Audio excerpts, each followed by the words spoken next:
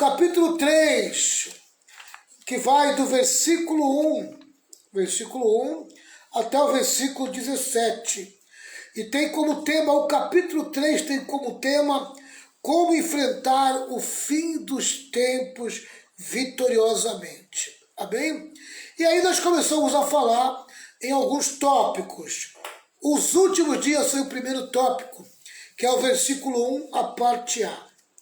Segundo tópico, tempos difíceis, que é o versículo 1, a parte B. Terceiro tópico, conduta moral corrompida, que vai do versículo 2 ao versículo 4. Quarto tópico, espiritualidade divorciada da vida. Quinto tópico, zelo proselitista, vai do versículo 6 ao 9. Sexto tópico, ande com Deus, vai do versículo 10 ao versículo 12.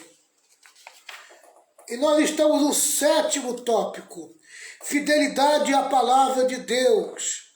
E nós estamos tratando de 2 pontos, sendo que o primeiro nós já encerramos. O primeiro nós falamos sobre a instabilidade dos impostores e a firmeza dos que permanecem na palavra. Versículo 13 e versículo 14. Hoje nós vamos falar do segundo ponto. O segundo ponto vai falar sobre a superioridade da palavra de Deus em relação ao engano dos impostores. Vai do versículo 15 ao versículo 17. A superioridade. A superioridade da palavra de Deus em relação ao engano dos impostores. É o que eu vou tratar agora. Amém? A superioridade da palavra de Deus em relação ao engano dos impostores. Tá? Nós vamos falar totalmente a respeito desse assunto, tá certo? Então tá aí. Fica uma boa noite para Ana Magalhães, para o Adelso, para o Vicentinho de Crato, lá do Ceará. Que Deus abençoe vocês aí poderosamente. Vamos lá. Vamos para a introdução desse tópico. Vamos ver aqui, ó.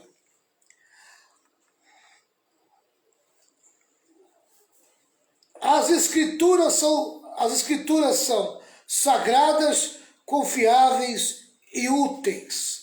As escrituras são sagradas, confiáveis e úteis. A Bíblia é o livro dos livros, inspirada por Deus, escrita por homens santos, concebida no céu, nascida na terra, odiada pelo inferno, pregada pela igreja, perseguida pelo mundo e crida pelos fiéis. A palavra de Deus é infalível, inerrante e suficiente. É vencedora, invicta em todas as batalhas. Tem saída ilesa do ataque implacável dos críticos e das fogueiras da intolerância. A palavra de Deus é a bigorna que tem quebrado todos os martelos dos céticos. Homens perversos se esforçam para destruí-la, queimá-la, escondê-la ou atacá-la. Mas ela tem saído incólume de todas essas investidas. É viva e poderosa, é atual e oportuna. É a divina semente. Por meio dela, somos gerados de novo. Por meio dela, cremos em Cristo.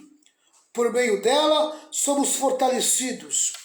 A palavra de Deus é para os sedentos, pão para os famintos e luz para os errantes. Eu vou repetir.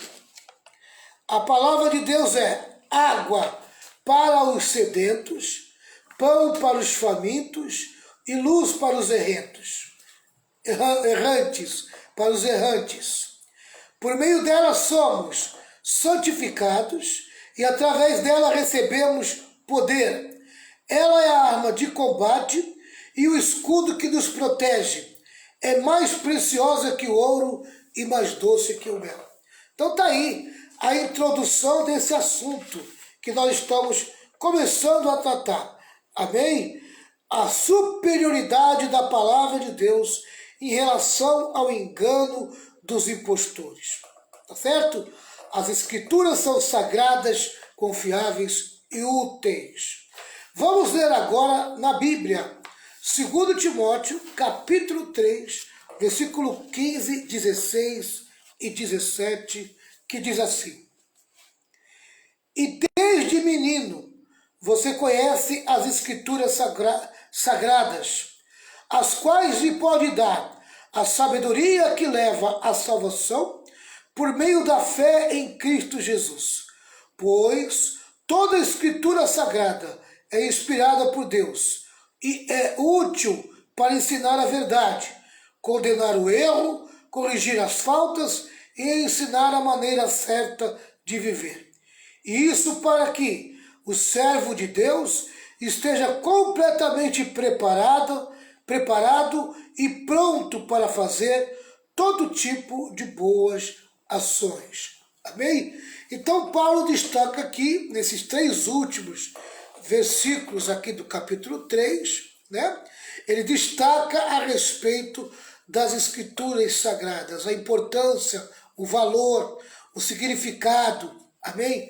Do que seriam as escrituras sagradas, as escrituras que eram inspiradas. Lembrando que no tempo do apóstolo Paulo, nós não temos a Bíblia do jeito que nós temos ela hoje. Tá? O que tinha no tempo do apóstolo Paulo era o Antigo Testamento, o Pentateuco, em rolos, né? Em rolos que eram os escritos em hebraicos e em aramaicos do Antigo Testamento. Né? Então era o Gênesis, era o Êxodo, era o Números, o Levítico e o Deuteronômio. Amém? Tinha alguns escritos de profetas, né? Os profetas, tá? E alguns outros escritos relacionados ao Antigo Testamento. Mas eles não tinham muita coisa escrita em relação ao Novo Testamento. Paulo foi fazendo as cartas, foi escrevendo as cartas, depois outros apóstolos vieram por atrás escrevendo o Evangelho, no caso Mateus, Lucas, Marcos, e o último foi o apóstolo João, que escreveu na ilha de Patmos o Evangelho de João, o Evangelho de Jesus Cristo, que conta a vida e a história de Jesus em vida, os 3 anos de vida de Jesus. Amém? Tá? Então, 3 anos do ministério, conta a vida inteira de Jesus praticamente, né? Tá? Mas fica bem enfatizado os 3 últimos anos do ministério de Jesus ali nos evangelhos. Depois vem as cartas, né? Depois vem uma carta que foi escrita por Lucas, que é Atos dos Apóstolos, e depois veio vários escritos, várias cartas do apóstolo Paulo às igrejas. Depois nós vemos Pedro escrevendo 2 cartas, depois João escreve mais 3 cartas, né? Depois temos Judas, depois temos Timóteo não, temos Tiago, né? Temos Tiago, o próprio João escrevendo o Apocalipse, né? Então nós temos aí aqui toda a Bíblia escrita hoje na nossa mão. Mas no tempo do apóstolo Paulo não tinha a Bíblia da maneira que nós temos hoje, tá certo? Tá? Então vamos lá. Dentro desse assunto que nós estamos tratando, a superioridade da palavra de Deus em relação ao engano dos impostores, nós vamos destacar 2 verdades em relação à palavra. Vamos para o primeiro. Primeira verdade, a origem das Escrituras. De onde vem as Escrituras? Quem escreveu as Escrituras? Vamos lá. Toda a Escritura é inspirada por Deus. O próprio versículo 16, a parte A do versículo, diz assim: pois toda a Escritura sagrada é inspirada por Deus. Amém? Nós temos o cânone dela, né? O cânone é a régua que mediu, né, a inspiração de cada livro que está nesses livros que nós temos hoje aqui. Tá certo? Então nós temos aí um compilado de livros que formam a Bíblia, a palavra de Deus, tá certo? Que passou pelo cânone da igreja, o cânone da igreja, tá certo? Mas vamos lá. As escrituras não são fruto da lucubração humana, mas da revelação divina. Não foi a mente humana que escreveu a Bíblia. Amém? Não foi o homem que escreveu a Bíblia, tá? Mas foi homens inspirados pelo Espírito Santo, tá? Os homens escreveram aquilo que o Espírito Santo colocou no coração deles. Amém? Tá certo que tem narrativas que você vai ver o Espírito Santo falando, amém? Fazendo o escritor escrever a verdade, a realidade. Por exemplo, você vai ver o diabo falando com Deus no livro de Jó, amém? Tá? Apesar de ter sido o diabo ter falado ali no livro de Jó com Deus, amém? Quem inspirou, quem revelou aquilo para o escritor do livro de Jó foi o Espírito Santo. Por isso que se diz a palavra de Deus. A palavra de Deus é pela inspiração. Amém? Tá? E é importante você entender que dentro da palavra de Deus, você tem que ter a percepção do que é Deus falando, do que é o homem falando e do que é o diabo falando. Tá certo? Tá? Porque, por exemplo, tem uma parte das escrituras, no livro, numa das cartas, que Paulo recomenda, acho que em Coríntios, Paulo fala assim, olha, isso aqui sou eu falando, isso aqui é uma recomendação minha, não o Senhor, tá? Então Paulo, ele tem autoridade apostólica, e ele dá uma recomendação, tá? Mas ele é bem claro, isso é uma recomendação minha, tá? Não é uma inspiração, não foi o Espírito Santo que mandou, foi eu, pela minha experiência, estou ensinando vocês. Agora, isso é muito interessante, porque Deus torna tudo isso a palavra de Deus.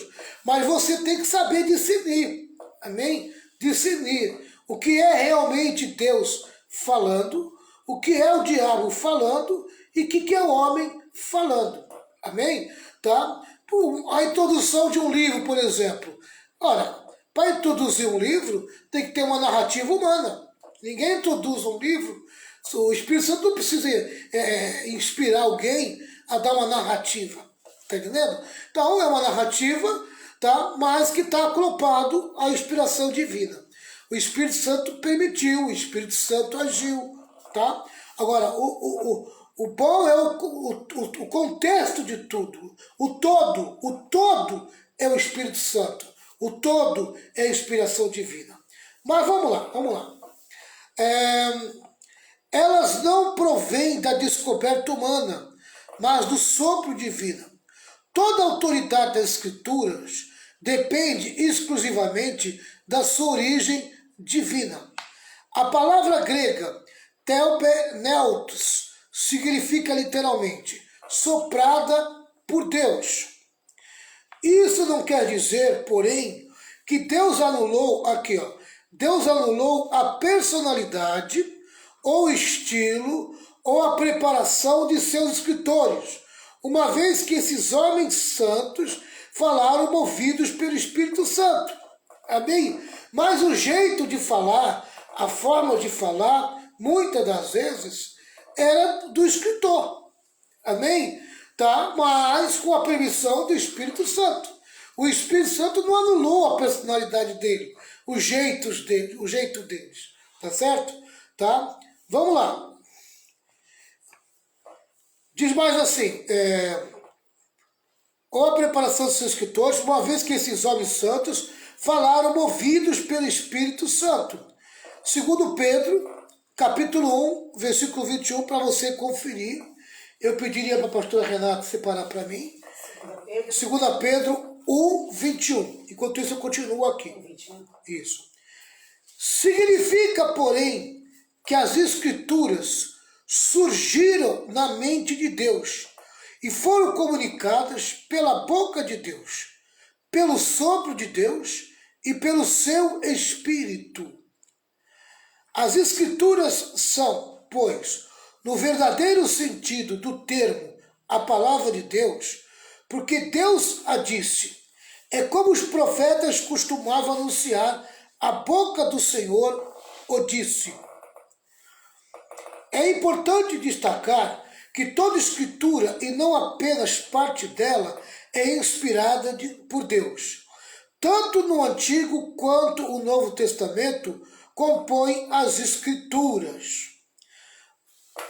Muitos liberais aproximam-se das escrituras carregados de ceticismo e contestando toda inspiração e renância infalibilidade.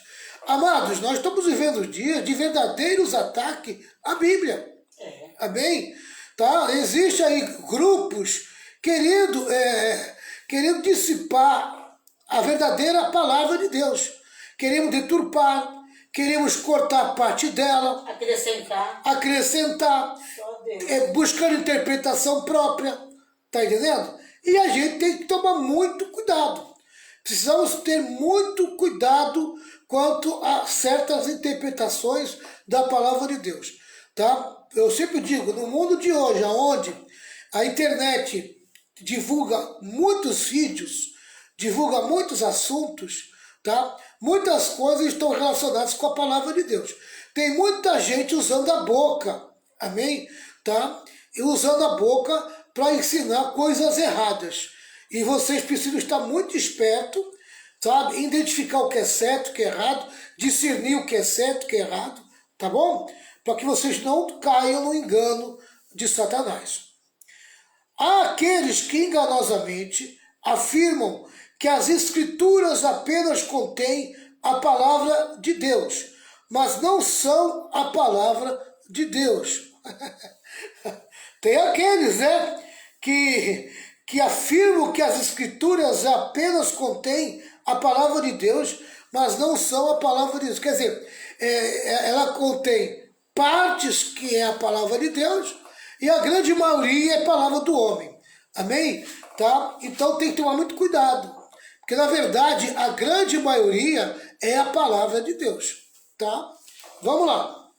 Outros negam sua historicidade e tentam jeitosamente explicar seus registros históricos e seus milagres de forma metafórica ou metafórica, tá? Permanece a verdade inabalável de que toda escritura é inspirada por Deus. Quer dizer, eles acham que a Bíblia foi escrita por metáfora, né? Tá? Que não é a verdade, que não é a realidade. São fantasias metafóricas, tá? E isso é um engano, isso é uma mentira, tá? Porque a Bíblia fala a verdade. Esses locais existiram, alguns existem até o dia de hoje.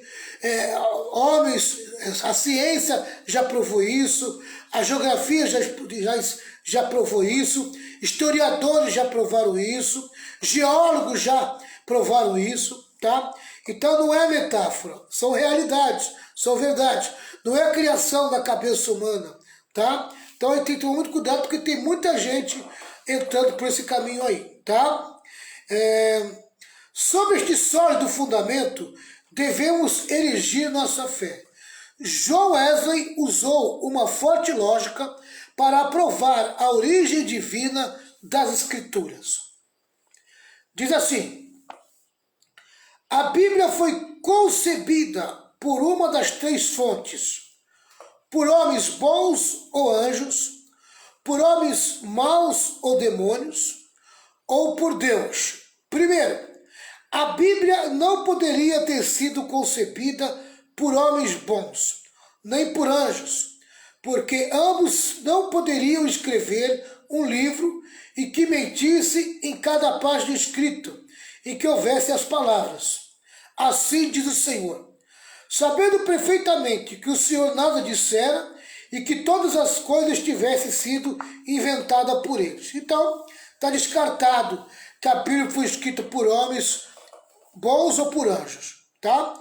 Segundo a Bíblia, não poderia ter sido concebida por homens maus ou demônios, porque não poderiam escrever um livro que ordena a prática de todos os bons conselhos, proíbe pecados e descreve o castigo eterno de todos os incrédulos. Como é que os demônios e os homens maus vão concordar com o castigo eterno? Hein? Como é que eles vão concordar com o castigo de todos os incrédulos?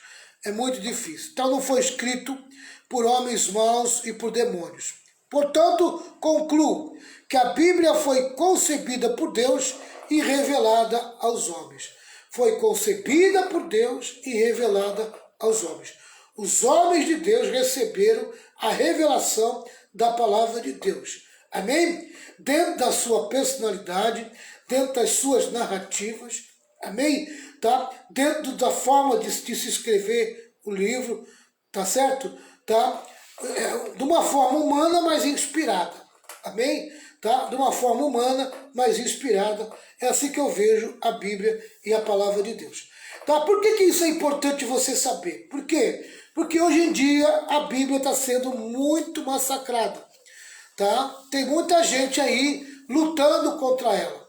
Você querendo desmerecer a veracidade das Escrituras e da sua inspiração.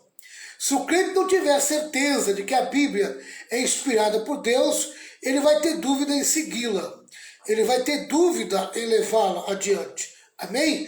Tá? Mas não tem nada melhor do que de colocar à prova a palavra de Deus. De que maneira? Se ela mudar a tua vida é porque a Bíblia é a verdade. Amém? Se você andar em santidade, quer dizer, se você andar dentro da palavra e a palavra te mudar, isso vai confirmando a veracidade da palavra. Amém? Então é muito importante você ter a tua própria experiência com Deus. Antes de você buscar argumentos dos homens, antes de você buscar raciocínio humanos, tenha a tua própria experiência com a palavra de Deus. É a tua experiência com a palavra de Deus que vai tirar toda dúvida. Amém? Se a palavra de Deus ela é inspirada ou não pelo Espírito Santo por meio de homens. Amém? Pastora Renata, quer comentar alguma coisa? Não, pode continuar que eu estou aqui. Você já viu alguém, pastora Renata, criticando a palavra? Eu já vi crente falar assim, eu não acredito muito na Bíblia toda, não.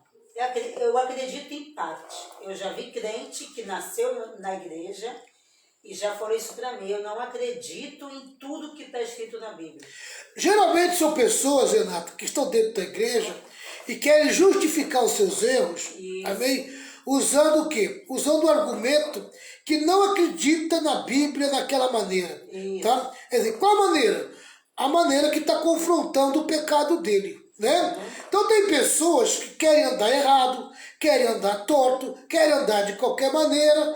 Tá? Então quando chega num assunto que vai bater de frente com aquilo que ele está fazendo de errado, então ele vai discordar com aquilo. Amém? Ele não vai concordar, ele não vai aceitar. Tá? Ele vai falar como alguns candidatos aí estão falando que a Bíblia é retrógrada. Né? A Bíblia é um atraso de vida. Eu vou dizer, está envelhecida. É um pensamento envelhecido. Pois eu vou dizer uma coisa para esse camarada aí que pensa dessa maneira.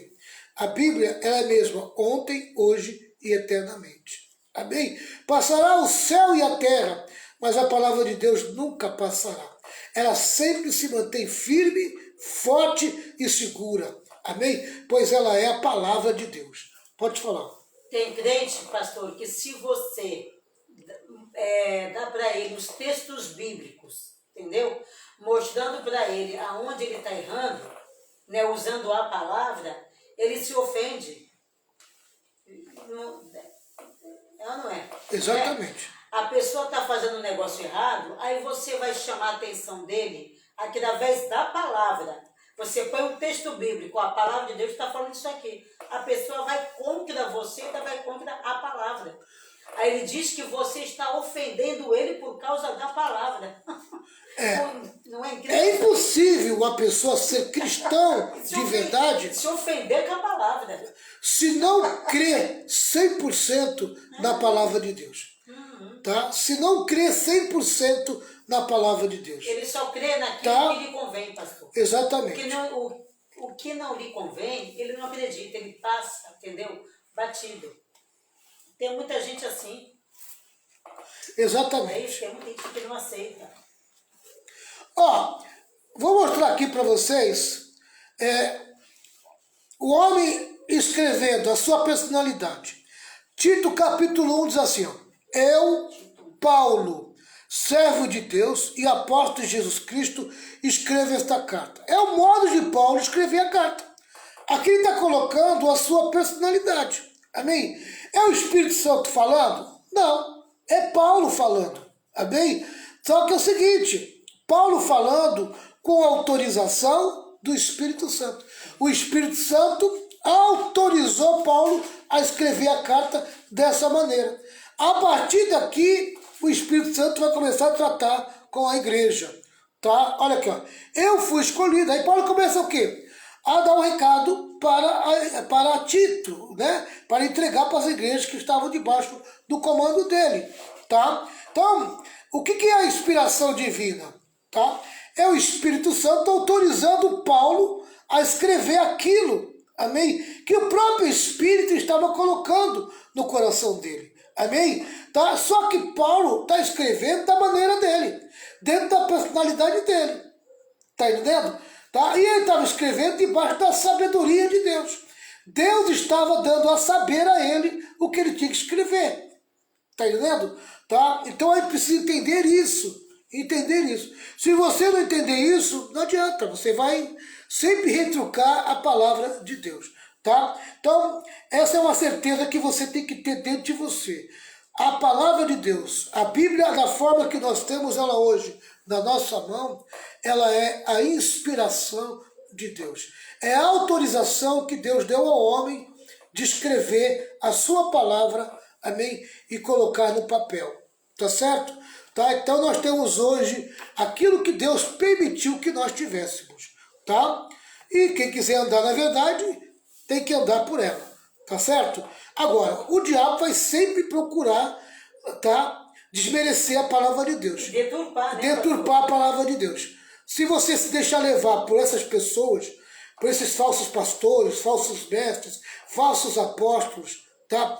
Que pegam a palavra só para aquilo que interessa para eles, tá? Então, meu querido, desculpe, mas vocês vão cair no engodo, tá? No engodo. Vamos lá. Segunda verdade que nós vamos destacar aqui. Então, a primeira foi essa, tá? A origem das escrituras. Toda escritura é inspirada por Deus. Agora vem a segunda. O propósito das escrituras. O propósito das escrituras, tá? Então vamos lá. Se a origem das escrituras nos fala de onde ela provém, seu propósito trata do que ela pretende, amém? Então ela provém de Deus e ela tem uma pretensão. Vamos ver quais são essa pretensão, tá? Vejamos 3 faces deste propósito. Vamos lá. Primeiro, as escrituras conduzem as pessoas à salvação. Então esse é o primeiro propósito, tá? Que elas foram escritas. As escrituras conduzem as pessoas à salvação. Ela mostra o plano da salvação, ela mostra como deve se conduzir no plano da salvação e ela mostra como se manter no plano da salvação. Então vamos lá. Versículo 15. E que desde a infância sabe as sagradas letras que pode tornar-te sábio para a salvação. Olha aí, ó. Tá? Ó. E desde menino você conhece as escrituras sagradas, as quais lhe pode dar a sabedoria que leva à salvação por meio da fé em Cristo Jesus. A Bíblia é essencialmente um manual de salvação. Amém? Tá? Todo salvo ama a Bíblia, ama a palavra de Deus. Todo salvo respeita, todo salvo tem temor pela palavra de Deus. Obedece, né? Todo salvo obedece, todo salvo não tem dúvida, pelo contrário, crê na palavra de Deus. Tá? Seu propósito mais alto não é ensinar fatos da ciência que o homem pode descobrir por sua investigação experimental. Então, a Bíblia não está interessada em ensinar ciência humana, tá? Mas em ensinar fatos da salvação, que nenhuma exploração humana pode descobrir e somente Deus pode revelar. Tá bem? Tá? Então vou repetir. Seu propósito mais alto não é ensinar fatos da ciência que o homem pode descobrir por sua investigação experimental, mas ensinar fatos da salvação que nenhuma exploração humana pode descobrir e somente Deus pode revelar. O plano da salvação, meu querido, aleluia, você só vai conhecer na revelação de Deus, que está dentro das Escrituras Sagradas. Na Bíblia nós encontramos todo o plano da salvação, toda a revelação do plano da salvação. Tudo que nós precisamos para ser salvo, tudo que nós precisamos para nos manter salvo, tudo que nós precisamos para nos levar para a salvação. Tá? Então, essa é a palavra de Deus. As Escrituras falam sobre a criação e a queda, ensinam sobre o juízo de Deus e também de seu amor redentor. Amém? Ao mesmo tempo que ela fala que Deus criou o homem, ela fala que o homem caiu. Amém? Mas ela também fala que Deus veio para salvar o homem, quer dizer, resgatar o homem, trazer de volta o homem, amém? A sua origem, tá? Então, a palavra de Deus, ela ensina tudo que está relacionado à criação do homem, à queda do homem e à salvação do homem, tá? Eu sempre digo que a salvação do homem, a salvação que vem da parte de Deus, é a restauração daquilo que havia caído. O que foi que caiu? Caiu a imagem de Deus no homem. Amém? Então Deus veio por meio de Jesus restaurar a sua imagem no homem e dar condição para o homem servir a Ele. Amém? Aleluia. A salvação é exatamente isso. É Deus trazendo de volta a condição exata para o homem servi-lo, para o homem voltar a buscar a sua presença. É o retorno da imagem de Deus do homem. Esse é o plano da salvação. Vamos lá.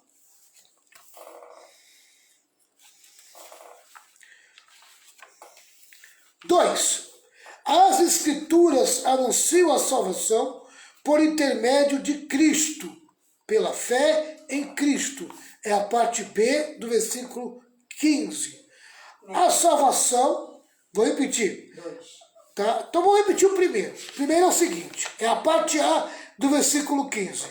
As Escrituras conduzem as pessoas à salvação. Versículo 15, parte A. 2. As Escrituras anunciam a salvação por intermédio de Cristo. A parte B do versículo 15. A salvação é por meio de Cristo. No Antigo Testamento, as pessoas eram salvas pelo Cristo das promessas, ou seja, o Cristo da promessa. No Novo Testamento, elas são salvas pelo Cristo da história.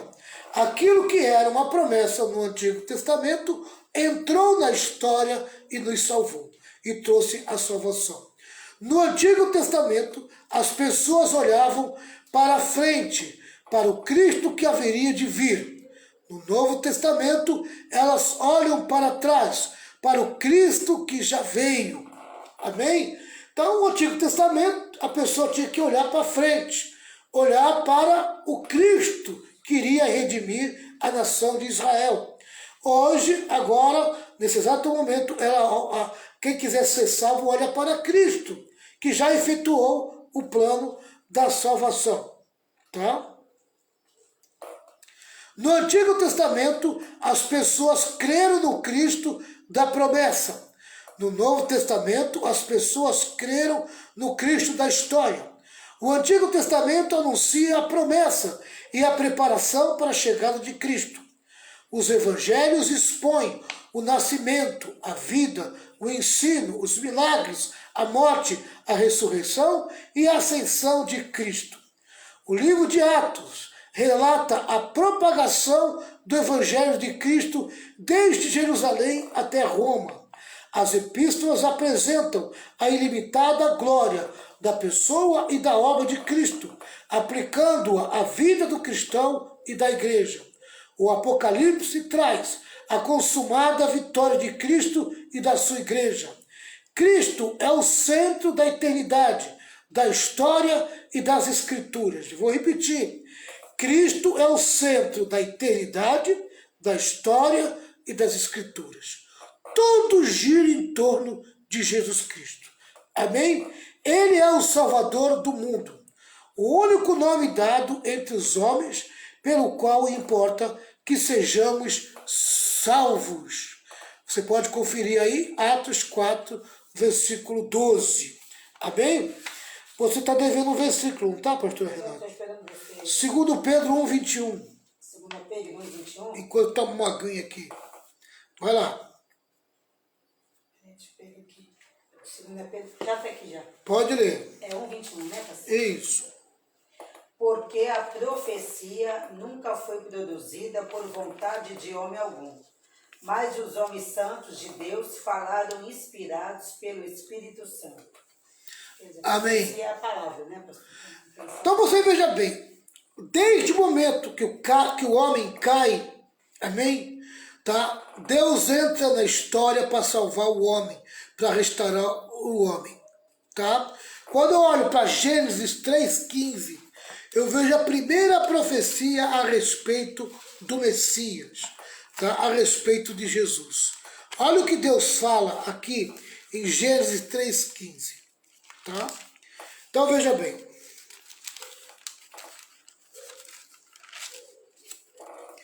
3,15.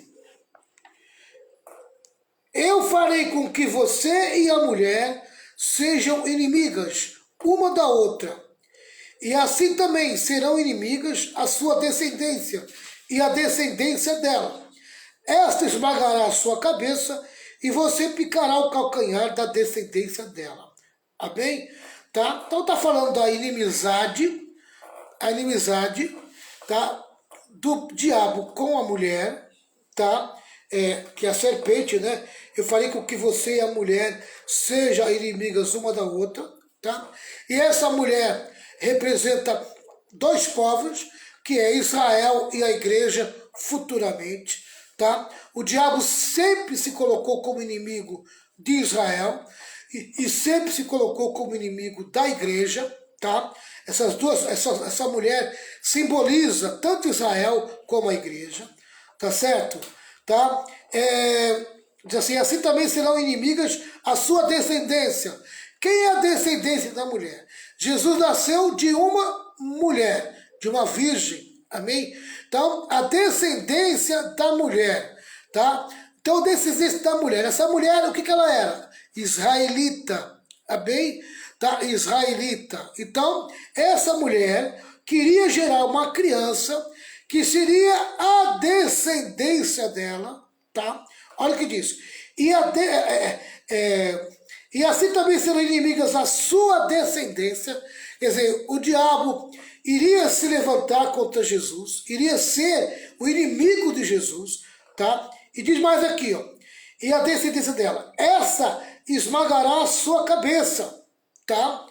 Tá falando que Jesus é o único que vai tirar o poder dele, que vai tirar o poder de Satanás, o poder da morte. Jesus iria pisar na cabeça de Satanás. E onde que ele fez isso? Na cruz do Calvário. Na cruz, Jesus esmaga Satanás, pisa na cabeça dele, tira o poder e a autoridade dele e da morte, tá? Mas diz que de que maneira seria isso? E você picará o calcanhar da descendência dela. Amém? A descendência dela é Jesus. Picar o calcanhar fala de dor, fala de sofrimento. Está falando do tipo de morte que Jesus ia morrer para salvar a humanidade. Amém? Então daqui a primeira profecia, tá? A primeira promessa do Salvador. Amém? Tá? Então a partir daqui, a partir da queda, Deus trata relacionado ao plano da salvação. Tá? Esse Salvador teria que nascer, amém, em uma nação santa, separada. Então Deus prepara o quê? Deus prepara uma família. Qual foi a família que Deus preparou para nascer o Salvador? A família de Abraão. Abraão, né? Tá? Porque na verdade começou lá em Abraão. Abraão foi chamado por Deus. Por meio da família dele, por meio da descendência dele, Deus iria formar a nação de Israel. Amém? Abraão veio Isaac, de Isaac veio Jacó, de Jacó saiu o nome Israel. Amém? A partir de Israel começa toda a história da nação de Israel. Amém? Aí o Antigo Testamento vai desenrolar toda a história do nascimento da nação, da vida da nação, tá? Até que essa nação ela se estabeleça como nação. Tá? Ela era um povo que virou uma nação. Tá? E aí Deus dá o quê? Deus dá leis para essa nação. Aí vem Êxodo, vem Levítico, vem Números, amém? Tá? Deuteronômio, são onde está o quê? A Gênesis é onde sai a nação. Abraão 12, o Gênesis 12, a família de Abraão. Tá? Em Êxodo fala a respeito da história da família que cresceu, se desenvolveu, virou um povo grande, amém? Que estava prisioneiro no Egito. Dentro do Egito, Deus vai lá, liberta o povo de Israel, amém? Leva para o deserto e ali começa a desenvolver a nação. Trazendo o quê? Trazendo leis, amém? Aí você vê o livro de Êxodo, quer dizer saída do Egito, tá? Aí vem o livro de Números, o livro de Levítico e o livro de Deuteronômio, amém? Tá? E esses 3 livros vai falar a respeito de toda a lei que ia governar a nação de Israel, amém? Depois precisava estabelecer um rei, porque Jesus teria que nascer da descendência de um rei. Aí vem a história do rei Davi, amém? Tá? E aí vem sequencialmente toda a história, amém, se desenrolando até acontecer o nascimento de Jesus em Israel. Amém? Então a Bíblia, o Antigo Testamento, ela é a história completa do povo de Israel, da onde iria nascer o Messias, Jesus, o Salvador do mundo. Quando Jesus vem, ele morre na cruz, ele ressuscita ao 3º dia, a partir dali nasce a outra mulher, queria pisar na serpente. A outra mulher estabelecida, né? Tá? Que o diabo ia ter muita raiva. Essa mulher é a igreja. Amém? Então a primeira mulher é Israel, a segunda mulher é a igreja. Amém? Tá? E essa mulher vai continuar, você vai ver Deus falando dela lá em Apocalipse.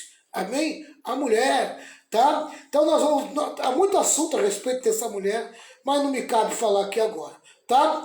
Estou provando para vocês a importância do Antigo Testamento, do Novo Testamento, que aponta para Jesus, o Salvador. Amém? O Salvador. Tá? Quando Jesus estabelece a igreja, aí vem o quê? Vem as leis que governam a igreja, que foram escritas pelos apóstolos.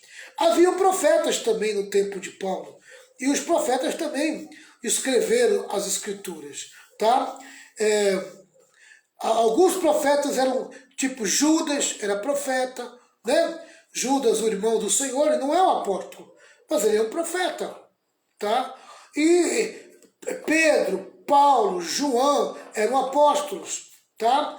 Eram apóstolos, tá certo? Então nós vemos aí a configuração de toda a Escritura Sagrada com o propósito de apontar Jesus Cristo como Salvador.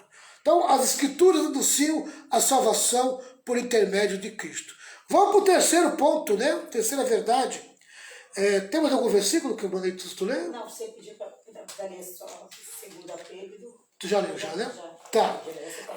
As Escrituras tratam tanto da doutrina quanto da conduta. Amém? Tanto da doutrina como da conduta. Tá certo? Vamos lá. É útil para o ensino, para a repreensão, para a correção, para a educação na justiça, a fim de que o homem de Deus seja perfeito e perfeitamente habilitado para toda boa obra. Amém? Tá? Tem gente que acha que nós só temos que aprender sobre conduta, né? Querido, uma coisa é a doutrina, outra coisa é a conduta, outra coisa é o comportamento. Amém? O que dá base para o cristianismo é o ensino da doutrina. Por exemplo, soteriologia, doutrina da salvação. Amém? Então, tudo que fala a respeito da salvação está dentro da doutrina da salvação. Então, justificação, expiação, né, perdão, né, e tudo aquilo que fala da salvação está dentro da doutrina da salvação. Tem a doutrina do pecado, a origem do pecado, resgate do pecado, tá? Tudo do pecado, tudo a respeito dos anjos, angelotria, uma coisa assim, né? A doutrina dos anjos, a armatologia, a doutrina do pecado, né? Então, a doutrina é o que eu chamo de a coluna dos ensinos do cristianismo, tá?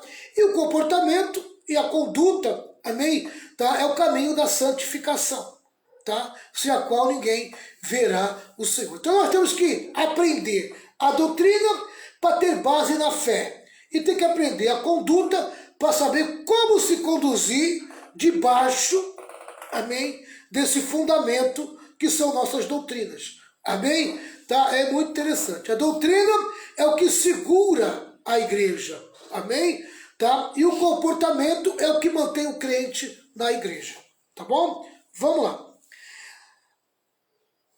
É útil para o ensino, para a repreensão, para a correção, para a educação na justiça, a fim de que o homem de Deus seja perfeito e perfeitamente habilitado para toda boa obra. Parte B do versículo 16 e o versículo 17. Pressupõe-se ensino ou doutrina o que é certo. Repreensão, o que não é certo. Tá? Correção, como se tornar certo. Educação na justiça, como permanecer certo. Amém? John Kelly explica essa passagem da seguinte forma.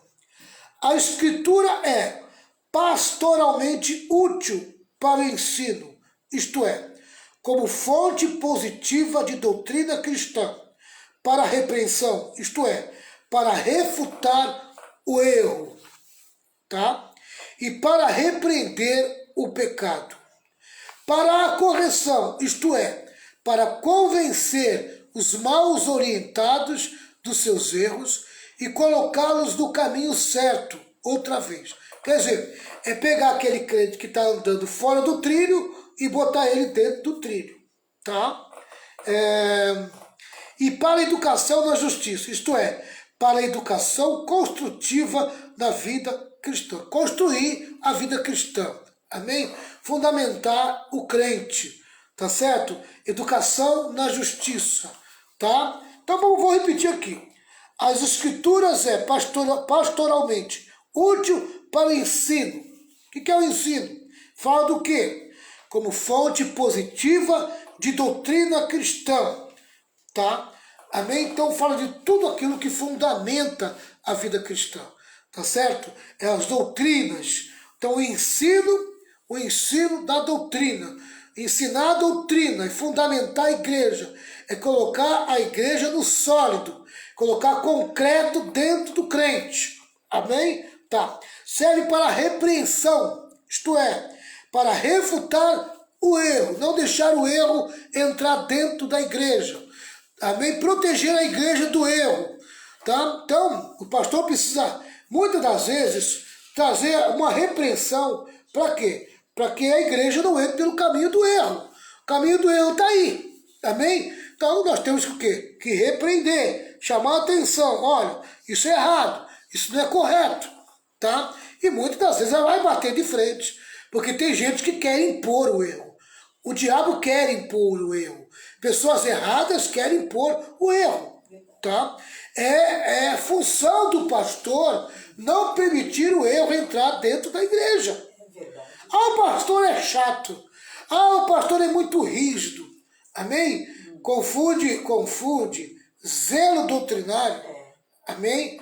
Tá? Confunde zelo doutrinário com ruindade. Amém? Tá? Dureza. E muitas vezes você ensina o certo para corrigir o erro, e o crente está falando que o pastor só sabe dar chibatada. O pastor é ruim, né? Que o pastor não tem amor, porque está ensinando a palavra, e a palavra está confrontando o pastor. Um exemplo, você educa o teu filho pequenininho a não falar palavrão. Aí ele chega em casa falando palavrão. Você vai achar bonitinho ele falar palavrão? Tem pai e mãe que dá risada, né? Dá risada. Você não vai achar bonitinho. Amém? Por quê? Porque aquela ali não foi a forma certa que você ensinou teu filho. Então você vai fazer o quê? Você vai corrigir o teu filho do erro dele falar palavrão. Tá entendendo? Tá? Assim é o pastor com a igreja. Amém? O pastor, ele tem que se tornar, sabe, uma barreira contra o erro. Tá? É uma barreira contra o erro. Tá? Por isso que muitas das vezes está achado como duro, sabe? Uma pessoa sem amor. Tá? Já vi gente me chamar de alguém sem amor. Por quê? Porque pastor é duro. Querido, quem ama protege. E quem Essa ama, que é a verdade. E quem ama fala a verdade. Ainda que doa, mas fala a verdade. Com amor, né, pastor? Exatamente. Entendeu? A pessoa, às vezes, que eu digo assim, pastor, ela quer ser mais, assim, ela quer ser melhor, entendeu? Do que a palavra. Né? Se Deus ele vai contra o pecado e o erro, né? Tem pastor que quer passar a mão. Entendeu? Mas ele é ser humano, mas ele é falho, quer dizer, e não ensina, né? Aí é onde que a pessoa fica o quê? A pessoa fica mal acostumada, né? Fica aqueles crentes desmantelados dentro da igreja. Amém? Porque não aprende a palavra certa, né? Agora acho interessante isso aqui, ó. Repreende, ou seja, refutar o erro, tá? O erro é o caminho, tá? O caminho do quê? O caminho do abismo, do pecado. Agora tem o pecado, tá? Qual é o tratamento com o pecado? O pecado tem que ser repreendido. Tem que chamar atenção. Amém? Tá? Para quê? Para que a pessoa largue o pecado. Se ela já está no pecado, é porque ela entrou pelo caminho do erro. Se ela tivesse colocado uma barreira no caminho do erro e não tivesse entrado pelo caminho do erro, ela não teria entrado no pecado. Quando ela está no pecado, é porque ela já passou pela barreira do erro. Tá? Ela mesma não colocou barreira, tá? E não tinha ninguém para repreender, ou seja, para chamar a atenção dela e refutar com aquele caminho, e ele ia levar ela para o erro. Tá? Para repreender o pecado, para a correção. Correção é trazer de volta para o trilho, trazer de volta para o caminho. Isto é, para convencer o mal orientado dos seus erros e colocá-lo no caminho certo outra vez. E para a educação na justiça, isto é, para a educação construtiva na vida cristã. Amém? É o que nós chamamos de edificação. Tá? É o que nós chamamos de o pedreiro construindo a boa casa. Amém? Educação na justiça. Tá? É a construção. É o pedreiro construindo a casa. Põe uma coisa na tua cabeça. Amém? Quando você vai na igreja, tá? Você está levando a tua casa, está levando a tua vida para ser construída em Cristo. Amém? Todo o material que você precisa para essa construção espiritual, você vai encontrar nos ensinos, na palavra. Amém? Tá? Em tudo aquilo que a igreja pode te oferecer. Tá certo? Que Deus te abençoe, que Deus guarde você, que Deus proteja, que você